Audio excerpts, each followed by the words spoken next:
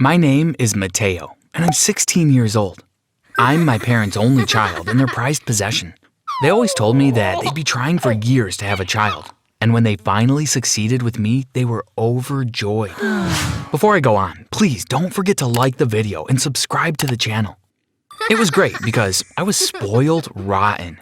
I got whatever I wanted most of the time, and I was happy that I didn't have to share with any brothers or sisters. Ever since I was 2 years old, I had a babysitter named Macy. She didn't seem like the ordinary type of babysitter that my friends had, though. I realized this when my best friend Daniel came over to play video games. I was about 10 years old then. It got really late, and he decided he'd just sleep over. In the morning, Macy made us breakfast and brought it to my room.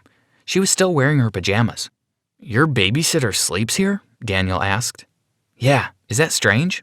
Isn't that how it is at everybody else's house?" I replied. He explained to me that babysitters usually had their own homes and left when a child's parents came back home. I was confused. I had never found it strange that she lived with us. Plus, my mom was always at work, so at least I had someone to spend time with me. She always treated me like I was so precious and fragile. We had a lot in common too, and whenever she took me outside for walks, people would always exclaim that we looked similar. We both had black hair, green eyes, and a dimple on our left cheek. When I was a teenager, Macy stayed around. She would sometimes help me with my projects and make me snacks, but after a while, I began to question why I needed a babysitter at my age.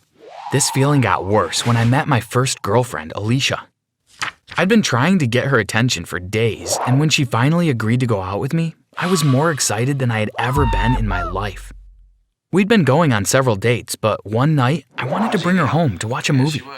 "Mom, can my friend Alicia come over tomorrow night to watch a movie?" I asked. "Your father and I will be at a dinner party, but Macy can watch you," she replied. "Watch me? Mom, I'm 15. Why do I need a babysitter at my age? I'm old enough to stay home by myself," I whined. My mom refused to change her mind, so I had to change plans with Alicia. I obviously wasn't going to have my girlfriend thinking that I was some sort of baby. Daniel and I were still best friends, and I decided to talk to him about my situation. "Bro, I don't understand why I still have a babysitter."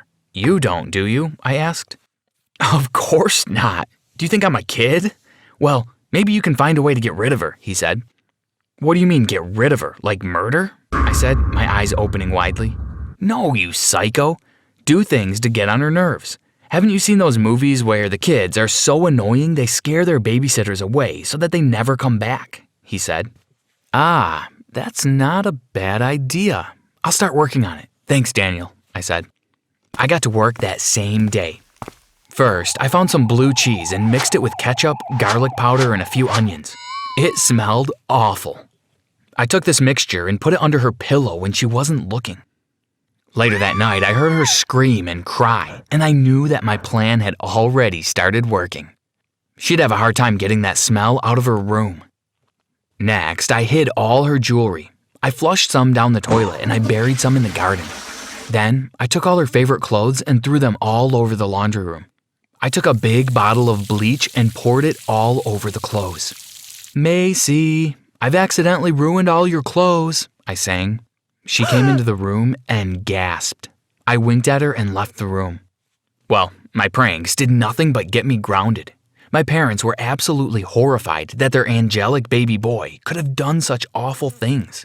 Macy made no effort to move out, and I was back to square one. I decided I needed to create a more effective plan, but I didn't know how. One afternoon, while Macy was in the garden, I decided to search her room for anything interesting I could use against her to get her fired. While I was looking through her drawers, I found a little envelope. When I opened it, sure enough, there was a tooth there. Oh my God, I thought, is she some kind of witch? I put the envelope in my pocket and continued searching through the drawers. After a few minutes, I found another envelope with my name written on top. I opened it, and there were hundreds of pictures of me as a baby. They all had cute things written on the back, like Mateo's first steps or Mateo sat up for the first time. I took them all and waited for my parents to get home. When they did, I confronted everyone angrily. "Listen, Mom and Dad, I think that Macy is crazy. I found my baby tooth and a whole bunch of my baby pictures in her room. Is she a witch? Is she obsessed with me? I don't know what it is, but it's disgusting and I don't like it," I screamed. "Mateo, why were you snooping in Macy's room?" my mom asked. "To prove to you that she needs to get out of here. I don't need a babysitter," I said. "And you've been playing such horrible pranks on her lately. Now you're going through her stuff without permission? Do you know that is a crime? You're grounded for a month and you're not allowed to watch TV or use the internet," my dad said. Macy just sat there quietly. I couldn't even read her expression.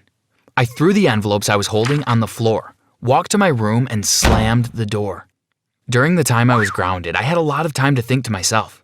Late one night, I began to think about how kind Macy had been to me all my life. She'd been there for me more than my own parents, and she really didn't deserve such awful treatment. What kind of person had I become? We had so much in common, too. I always felt happy and comfortable around her. Did I really want to get rid of her just to impress some girls? I thought and began to have a change of heart. I decided to get up to check if she was still awake. I owed her an apology and I wanted to make it up to her. As I approached her room, I heard her voice. She sounded like she was crying and talking on the phone. In between sobs, I managed to make out a few words. "My son, he hates me, and I don't know what to do about it. I've been by his side, supporting him for his whole life, but now he wants nothing to do with me. He's been playing some awful pranks. It's like he wants me to leave. I don't know what to do. I've never been this sad," she said and started crying again. I froze in shock. Things started to make sense suddenly. This was why we were so alike, and why I could barely relate to the woman who called herself my mom. But who was she? What was all of this? I was confused. I decided not to talk to Macy that night. I waited until the morning after my parents had already gone to work.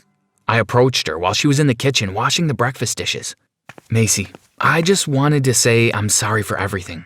I don't know what got into me," I said. Macy looked at me and smiled. "It's okay. Teenagers do weird things. I understand," she replied. "Last night, I heard you talking on the phone and I wanted to ask you about something. Are you my real mother?" I asked. She looked startled for a while, then said, "I wasn't on the phone last night. And what do you mean? Are you okay? You don't have to pretend anymore. I feel it too. We have so much in common. I look like you. We do many things alike. Would you please tell me the truth and explain this all to me?" I begged. "I don't know what you're talking about," she said and left the room. In my confusion and anger, I went to my room and packed a bag. I wrote a note and left it on the kitchen counter. It said, "I know the truth, but I want everyone to come clean with me. I won't come back home until all of you are honest." I left home in a rage. I didn't even know where I was going. After walking around town for a while, I decided to call Daniel. "Hey, I think I just ran away from home. Can I stay with you for a while?" I asked. "Why did you run away? What's going on? Are you out of your mind?" "Okay, come over and we'll talk about it," he answered. I went to his house and made sure that nobody there saw me. I needed my parents to believe that I had disappeared. I told Daniel everything. He was shocked, but he understood why I left home. "You can stay for a while, I guess, but I don't know how long I'll be able to hide you here." I put my phone on airplane mode so my parents would have no way to contact me. It was easy to dodge Daniel's parents. Whenever I heard anyone approaching the room, I'd just hide in the closet and wait for the noises to pass. The first night, my parents called Daniel and his parents to find out if they had seen me. Daniel pretended that he had no idea where I was. He told me that they had already gone to the police and that many people were out searching for me. The next day was quiet. I stayed in Daniel's room while he went to school and tried to be as silent as possible. In the afternoon, he came back and told me that everyone at school was worried. I won't lie, this all kind of made me feel important. He went downstairs to have dinner and I hoped he'd bring some for me as I was starting to feel very hungry. After about an hour, he rushed into the room and said, "Hey, your parents are on the news. Quick, let's turn this on." He turned on his TV and I saw my mom, my real mom, and my dad. My dad spoke first. "Mateo, I hope you don't mind that we're doing this live, but we have no choice. We don't know where you are, but we hope that you hear this. Many years ago, your mom discovered that she couldn't have children. Macy volunteered to be the surrogate mother. We didn't have the heart to send her away after you were born.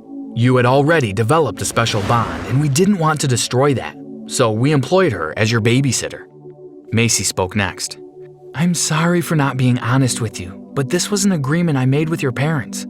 I carried you and I'm your biological mother, but I don't want any of this to change the way you see your parents. Please come home. We love and miss you.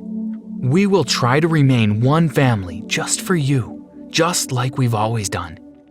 I was satisfied that they had finally decided to tell the truth. I thanked Daniel for his hospitality and walked out of the house while his family stared, shocked that I had been hiding in their house the whole time. I went home to my odd family, who was very happy to have me back. Living with this new reality has been strange, but we've been making it work. I'm grateful for my 3 parents.